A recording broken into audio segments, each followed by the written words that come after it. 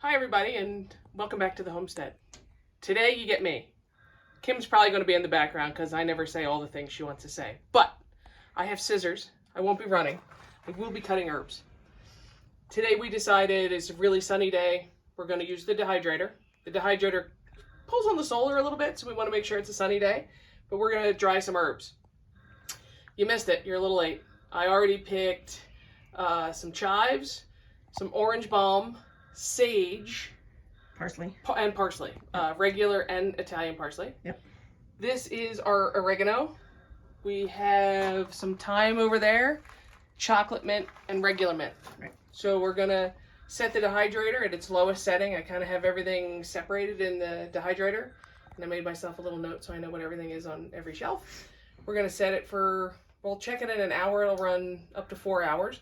But we're gonna dry a bunch of herbs, get ready for winter, and make sure we don't waste any of this. Because if you look, like the tiny little oregano plant we bought earlier in the spring is going bonkers in here. And I'm just cutting it and leaving it on the stem like this, because we don't have, in the dehydrator, you can put these little mesh screens so stuff doesn't fall through, but we don't have them right now. So we're just going to put them on like this, and then when we dry, we'll crumple it off and put it into mason jars. Some of the stuff, like the mint and the orange balm, we're going to use to make some tea. In the fall, we've been eyeing up some rose hips, so we'll get some rose hips, dry those, and we're going to make some teas for ourselves. So that's going to be a fun little adventure coming up. But so even after this is cut, it'll keep going. And we probably keep this all the way through the winter. I'm hoping. Guess, you know, because we use a lot of oregano, a lot of basil, rosemary. Thank God we still have a bunch because we weren't able to find any plants to grow this year. Sometimes around Christmas time, they have those rosemary plants. It's like a rosemary Christmas tree. Yeah, and maybe I'll see if I can get my mom to get one this year. Maybe we can get it for, maybe she can order it and we get it for Christmas. Yeah, maybe. All right, so Katrina's working on the oregano. I'll kind of zoom around. Underneath the beds here, you can see we have our spinach here on the left. The lettuce is on the right. It's kind of picked through.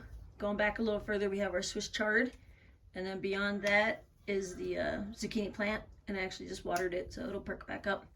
You look along the sides, and you can see our strawberry plants and how they're kind of decimated from the pack rat that we had to get.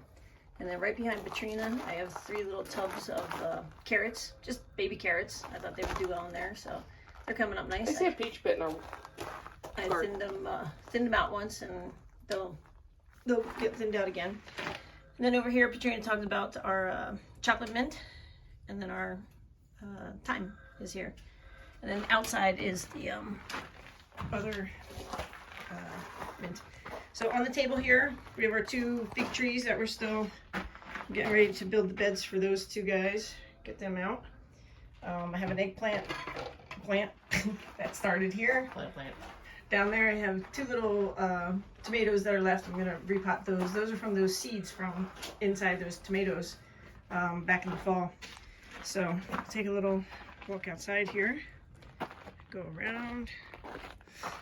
See, we still have our water. We have 2 tubs full of water right now, and then the green one up on the top maybe has 50 gallons in it. So down in here, these first 3 little tubs, 1, 2, 3, they were all lettuce. 4 actually, 1, 2, 3, and we used those already. They turned out really nice. They were little heads. But the first thing that the pack rat started to eat was our broccoli. So that's all that's left of our broccoli. Stalks, just stalks. And then this is the other mint. Katrina will come out, cut that. It's doing really nice, really well. And then I'll keep walking here. Katrina calls this One Kim Hill. This is just an area that I built up and utilized. So across the front here are peas, and they should be twice the height of that right now, but the pack rat chewed them all off down to the nub. So I thought I'd leave them in, keep watering them, see if they regenerate, and they are. They're doing good. Our cucumbers. You can see there's a nice cucumber there. There's another one over here. And then these are winter squash, butternut squash. So everything's doing okay. Like I said, we thought our bigger issue was going to be large predators, but turns out it was a pack rat. He ate a couple of the cucumbers too. Little turd. So, kind of give you a, you know, scale vision of what we're doing, how we're doing it. So the lettuce and stuff out here, I'll be replanting that shortly, and then we should have more for the fall. I might have some broccoli seeds, and maybe I'll try the broccoli again. But normally when there's one pack rat, there's more. But we're locking this up at night, closing up the windows. Oh, there's a shot at Patrina's butt. So Now yeah. I'm going to turn. So that's the greenhouse and what we got going on. But gonna get them in the dehydrator, see what happens.